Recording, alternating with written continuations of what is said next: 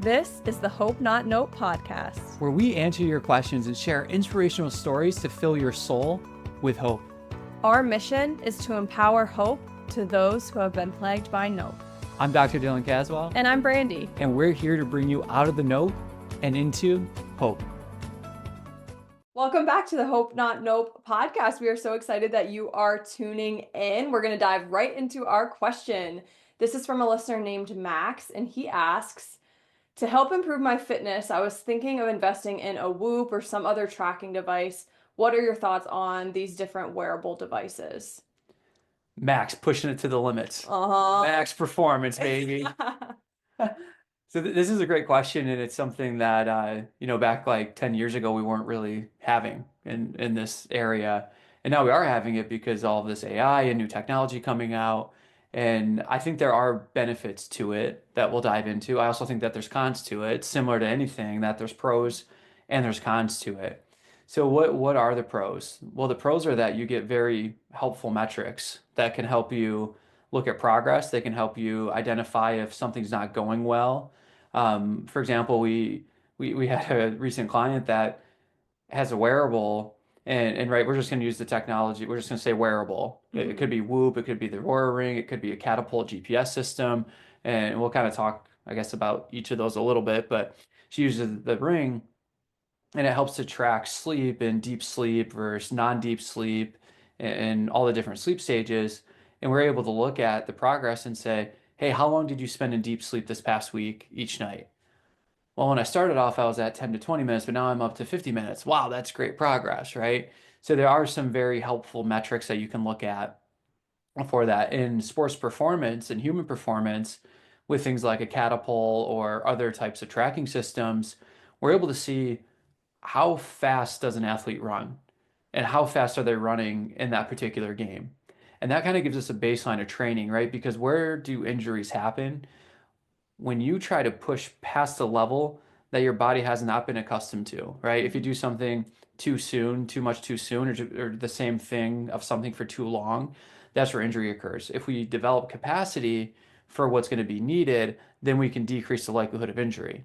So when we look at sports, what's the number one injury? Non-contact, hamstring injuries. How do we prevent it? Or where do these hamstring injuries likely happen? Top speed or cutting and agility type of movements for field and court athletes. So how do we start to prevent that? Well, we have to look at what is your sport demand, and then how do we recreate that in practice and in training? So if in a game, we have an athlete that runs 20 miles an hour, and in practice, they're only running at 10 miles an hour, we have underloaded them by 50% of the capacity that they need to perform at. So now we can look at these metrics and say, this individual needs some more high sprint efforts in practice, or they're dogging it, or there's something going on with that. So the metrics and the wearables, they give us the data that's objective and that we can look at. Now, at the same time, anyone listening that's like a traditional coach would be like, I can tell that without wearables, like 100%. Like, you know how fast this person runs in a game situation, and you know when they're dogging it in practice. You call them out a little bit, boom, there you go. It's just the metrics help us to be a little bit more precise and specific with it. So there are some benefits to it.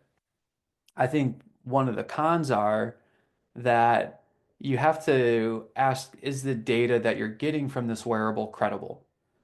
And in some instances, like, people who might compete to get a higher strain rating on particular devices, and like, what is the algorithm that creates that output? And how do you know that this type of strain is going to be better for you than other types of strain, other than it just being a number? So that's kind of one con, is you have to really ask, like, how credible is this data? Some of them with their sleep data has been compared to the gold standard of sleep studies. So we now know that, hey, this is valid. The data from this is good. It's reliable. It's worthwhile. But if it hasn't been put up to a gold standard, we don't know how the number's coming out. It becomes very confusing as to, like, well, what do I do? Or what does this mean? And that leads to another con. If you're getting all this data, but you don't know what the heck to do with it, like, why does it matter? Like, if you're looking at your heart rate variability, but you don't know what that stands for or what that means, and you don't know what to do to change it, Hmm. like what's the point of having that number? Now you can get that number and then ask people those questions of like, hey, I'm noticing this. Is this a metric worthwhile? Yeah, 100%. Heart rate variability is worthwhile tracking. And what that is it's looking at throughout the day, your heart rate should fluctuate, right? It shouldn't be a steady resting heart rate the entire day. You should have peaks and then it should come back down. You should have higher, lower. And a healthy system has variability in it, right? Think of it like you go to exercise, your heart rate's going to spike. And then you rest and it comes back down. And then you get up to move again and it spikes. So a good system has heart rate variability. A system that is not performing well has a decreased heart rate variability. So as sports scientists, we can look at that and start to go, hey, this person isn't adapting well based off of that number. But the consumer, how are they supposed to know that unless they've taken a course or done research on what this metric means? Hmm. I think the last con that I'll kind of throw out there is I'll never forget it was back like 6, 7 years ago when I was coaching group classes. And it was kind of when wearables were becoming more and more popular out on the market. And we were testing around with a couple of them in the gym, some heart rate straps, and just seeing where people are at and watches. And I remember going up to an athlete after the class and just asking them, which is one of the most powerful things you can ask any athlete, how you doing? Oh, wait a minute. Let me check the wearable. Yeah, I'm doing good. Like you're doing good because you think that the data on that watch is good, so now that makes you good. Like, no. Like how are you? You don't need these metrics to tell you how subjectively that you're feeling. Hmm. So I do think there is a con of people putting too much value into the wearable and losing the ability to understand and feel their body and kind of losing that like intuition of mind body connection Sure. with it. And like these wearables cannot replace it. They just give us objective data to see, hey, is what we're feeling matching up to some of this data? And I wore a wearable for a couple of years, and that's what I learned Hmm. is that if I got a good night's sleep and I felt like I got a good night's sleep, the data showed that I got a good night's sleep. Hmm. If I woke up feeling groggy and got a poor night's sleep, the data showed that I had a poor night's sleep. So after a while, I started to realize that, hey, my subjective feeling is very matched up to the objectivity of this. Hmm. So, okay, I guess I don't really need this wearable anymore. Hmm.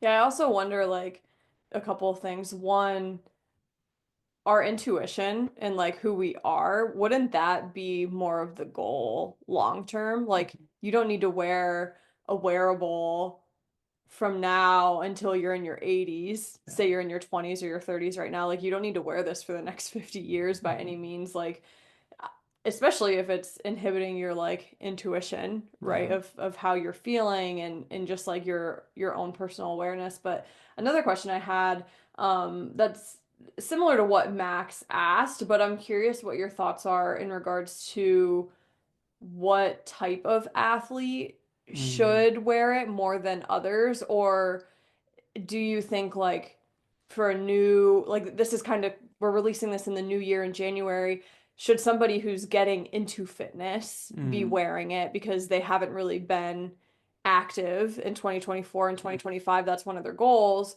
Or do you think that maybe only like professional athletes or people who have specific athletic goals, they're not like, I mean, I guess anyone could have an athletic goal, but like say a sport goal because they're competing against others or something like that. Like, do you think that it ranges between like who should, quote unquote, should like more likely wear them versus who doesn't really need to?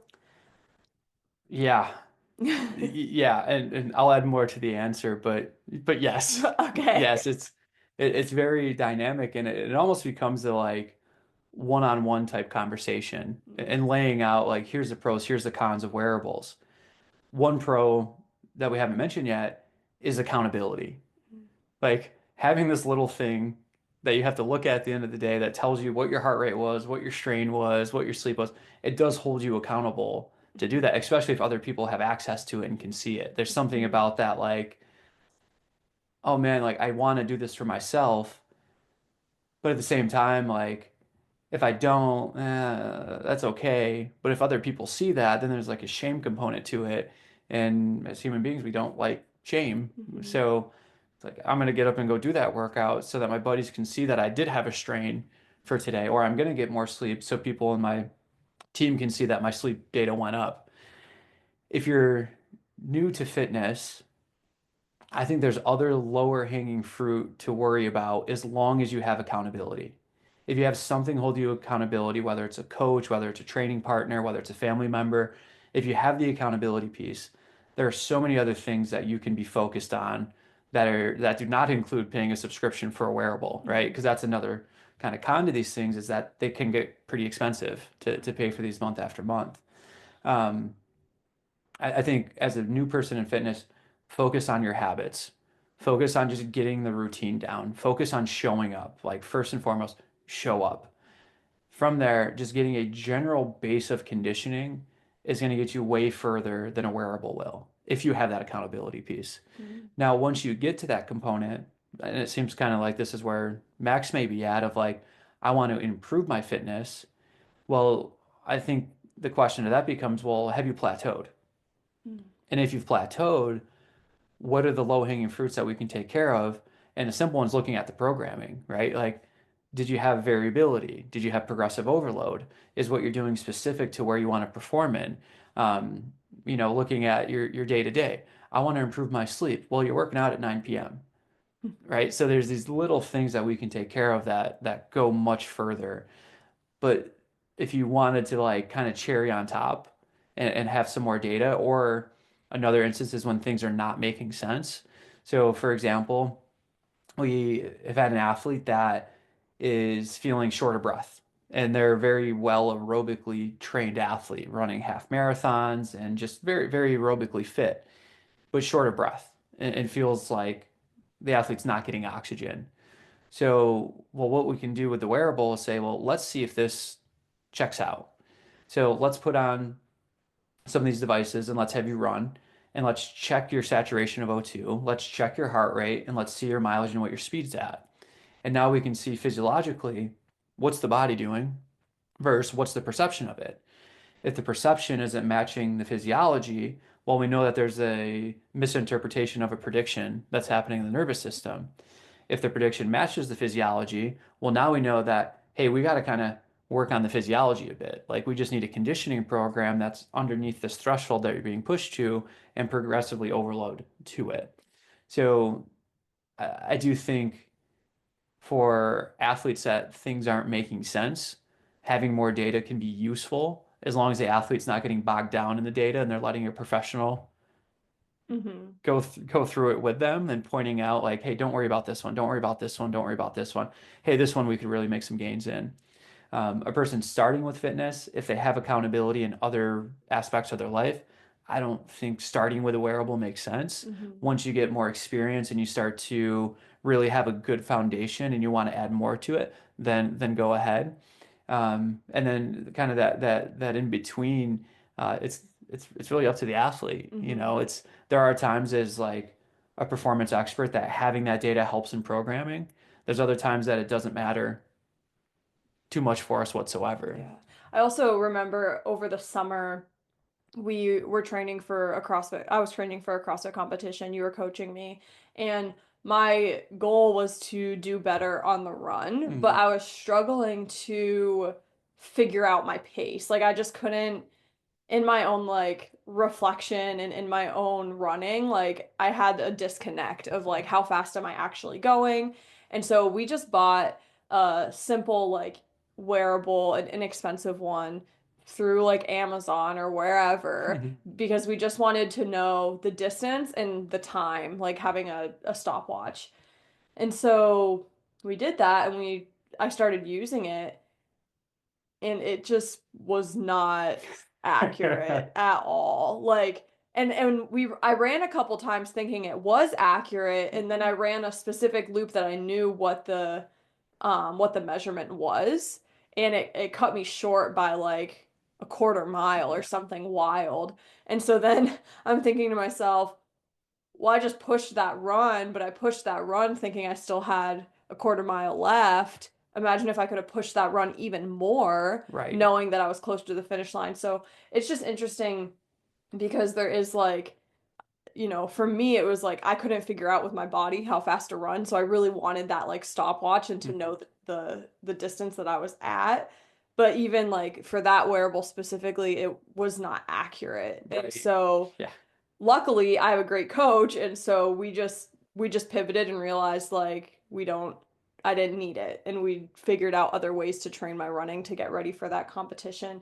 Um, but so Mhm. I don't know. After that happened, we were very much like, "Hey, friendly reminder, like fact check your wearables, make Yeah. sure that they actually are accurate." And we like put it out on the Hope Not Nope social media page because it's like you never know, you might get this wearable and you think it's super accurate. Like I wonder step count. Like Mhm. so many people had the great opportunity of living with this woman for the first like 5 years of my 20s, and her sister would like, is it 10,000 steps people try and get? Yeah. It's like, oh, I want to get to 10,000 steps each day. So like they both had like, a Fitbit or something that only tracked Hmm. steps. And I remember thinking like, is that accurate? Like, is that actually 10,000 steps? But for her, it's like, okay, she's in her 60s. Hmm. That's the only activity that she's doing other than like chores around the house and like the errands and the volunteer work she does. Like, she is active, but she's not like lifting weights at the gym or anything. But she had the accountability and like the camaraderie with her sister of like, who's going to get to 10,000 steps first? But I wonder, like, if they had two separate wearables, if there was like discrepancy between the two of them at all. But Yeah. anyways, just if you are using a wearable, like Dylan said, like kind of fact check it, make sure it's Oh, accurate. and that's a great point because with that specific wearable we had with your training, when Brandy walked, it was accurate. Hmm. But as soon as it was above a walking pace, it was very inaccurate. And we were not getting this wearable to track what her walking pace was. We wanted to Hmm. figure out, hey, if she's doing a 2 mile run, what's her pacing at? What point can she push that threshold? What point does she get into the zone where there's no return? Hmm. And yeah, we found that out. And I remember looking at some of the paces and being like, this just does not make sense. Yeah. And so we pivoted in the sense of we sent it back. Yeah. And I will say that with wearables, some of the more inexpensive ones are the least accurate Hmm. ones. Everyone's trying to save a buck, but if you are going to go into a wearable, and again, this is that pro con conversation, the more advanced ones do cost more money because the technology that's used costs more, right? Hmm. So it's like, not that the people are trying to like just make a bunch of profit. It's like, hey, this costs more to make. Hmm. And like Garmin's a good example. Like they have pretty accurate tracking for running, somewhat expensive for that. And to the step counters, I think that's kind of like a lot of where this kicked off was like the step counters, and then Yeah. people like, hey, we should be able to track some of this more. Like, Hmm. what else can we look at? And these pedometers, it is interesting because it's like, how does it measure a step? Because it doesn't scan and know that you're walking. Right. It's It not on just your shoe or your foot. right. It takes a insole or a shaking, and then it Hmm. counts that as a step. So So I you just know shake. you just shake it. So I know some people that like their work where they're doing the 10,000 step competition in a month, and whoever accumulates the most steps wins. I know people would take their pedometer and put it around their dog's collar and Oh, sit there and play fetch because it's not tracking to see are you taking a step. It's just when this thing shakes, it counts because there's little accelerometers in there that pick that up. that is wild. So boom, boom, boom, boom. And a lot of these ones that are tracking strain, I would imagine that that's what they're using as well. Because I've had a strain before of playing tug of war with a dog, and my strain being like out of a 21 or 22 being like a 13. And I've had a strain of doing a high intensity interval workout, like a CrossFit style one, that I just buried the needle and felt like exhausted, and my strain was like a 7. And I'm like, how is that different? Well, when I'm playing tug of war with the dog, this thing's shaking all over the place. So Yeah. it's picking up like more activities being done. Because again, it's not like this little like Iron Man scan that's coming out and like looking for these things. So it is interesting. And I Yeah. know people have kind of hacked the system Yeah. with that. But I also want to point out too that sometimes you have wearable technology that you don't even realize that you have on you. Hmm. And one is like an iPhone. They have the metrics where they're tracking your steps, but it has to be in your pocket Hmm. or on you because again, it feels the little shaking and goes, oh, that Hmm. must be a step. That must be a step. So it counts it throughout the day. So you can go on your iPhone and look at, well, hey, what was my step the other day? What was the step this week or that week? And that can become valuable in people recovering from an injury or ramping up mileage for hiking or whatever it may be. So there are some inexpensive ways to look at progress and have accountability that you already have on you that you may not have to pay extra for. Sure. All of that to say, like, the goal is to stay active, Yeah. right? And to be healthy, to be whole, to be fit. And so whether you're choosing to invest in a wearable or not, the great news is that this matters because you're staying active. Like, it matters because you're staying active. And that kind of leads into my hope story. So I'm going to dive in. I got to go on a trip and it was like less than 48 hours. I was on 4 different airplanes. I went to one state for a wedding, had an 8-hour layover, got to see my mom. Then I came back, but it was just like a crazy 48 hours. I imagine if I had a wearable on, the sleep score would have been like a 0 because I slept on the airplane, so I wonder if like my deepest sleep was on airplane versus like the 4-hour nap that I had before, like after the wedding before hopping on a new airplane.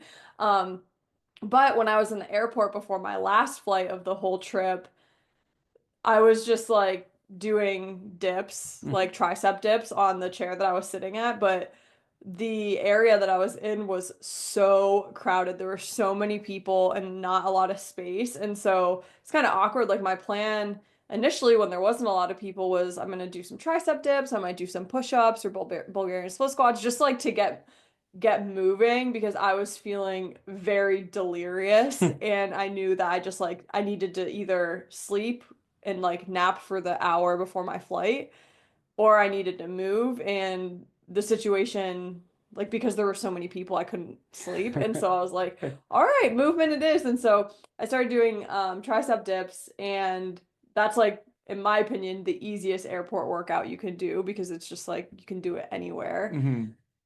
And there was this little kid who maybe was like 10 years old who was sitting across from me and started like counting for me. And it was so funny. And I was like, how many do you want me to do? And I was already at like 60, I think. And he was like, 100. And I was like, oh, great. I only have like 400 left or 40 left. Great. And so I like did them quick. And then he started like copying me, trying to do them. And it was just like this funny experience of both of the parents were just clearly annoyed and like on their phones, ignoring both of their kids. And when the kid started like talking to me, the mom was like almost like, don't talk to her. Like, I don't know if it was stranger danger or they thought that he was bothering me, but I was just like, it's fine. Like, we're just sitting here. It's fine. And so basically, like me, and then there was like a 14-year-old sister, and like that kid were like working out together. And it was awesome because like I didn't know who they were. They didn't know who I was, but like the kid, it was nice to have them not be on their phones. And at one point, the parents like tried to like give him the phone in order to like leave me alone. But I was like, no, this is great. Like, I love it. Yeah. And so their flight left before mine, and he was just like, I'm gonna miss you. And like was Oh. so sad and like waved goodbye and all that. And I was like, yeah, well, see you never. But it was fun. So that's my little hope story. Airport workouts with strangers. His little kid brain, you're gonna be the girl that got away Yeah. at the airport. My lifelong crush. Yeah. Where did you go? Exactly. Well, I think it's an example of leading by example. Mm. You know, it's awkward to work out in an airport when people are around you unless you don't care because you're like, hey, I'm doing this for me and to spread hope to other people. I remember one time a pilot was pulling up and I did a handstand in the window so that he could see us and I was trying to wave to him. And like, you know, people were laughing. It brought joy to people. But, you know, showing the example of, hey, we're in an airport. It doesn't mean that we need to sit on our butt for 4 hours until our next plane comes. It doesn't mean we need to be on our phone just like scrolling mindlessly. Like we can use this efficiently to get some work and to better ourselves. And for that to transfer to the next generation, like that's awesome. Like hopefully this kid and his sister look at it and they're like, hey, remember that one time we were at the airport and we started like working out with that girl and we like made friends? Hey, the next airport we should do that again. And guess what? What happens when you get the energy out of the kid? Hey, more successful with the flight. So that's a beautiful Beautiful hope story. Thank you. And I'm gonna stick with the airport airplane flying theme. As I Oh. mentioned on a previous one of the trip with my dad for his 60th birthday and going down to see a Dolphins game and all that. On the flight down there, there was this mom, and she was a newer mom in the sense of like had a newborn baby, but also had other kids. So not a first time mom, but like Mhm. a new mom to this baby. And um, you could just see the overwhelmed look on her face, first time flying with the whole family. And she didn't sleep a wink at night because that's what she told me.